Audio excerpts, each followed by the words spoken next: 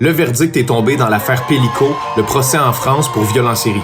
Dominique Pélicaud a été condamné à la peine maximale. À 72 ans, il a été condamné à 20 ans de réclusion criminelle. Je vous rappelle que pendant une décennie, l'homme a drogué sa femme, Gisèle Pélicaud, à l'aide d'anxiolytiques pour la faire agresser par des dizaines et des dizaines d'hommes recrutés sur Internet. La police en compte 72, mais a pu en identifier 50. Et ces 50 co-accusés ont tous été jugés coupables. Ils ont été condamnés à des peines allant de 3 à 15 ans de prison selon la gravité des actes qui leur sont reprochés. La punition est moins élevée que ce qui avait été demandé par la poursuite, ce qui a été vivement critiqué par la famille de la victime. D'ailleurs, la victime, Gisèle Pélicaud, avait décidé de mener son procès hors du huis clos où on cache normalement l'identité des victimes. Elle a choisi de révéler son identité pour que les femmes victimes de viol arrêtent d'avoir honte. Je pense enfin aux victimes non reconnues, dont les histoires demeurent souvent dans l'ombre. Nous partageons le même combat.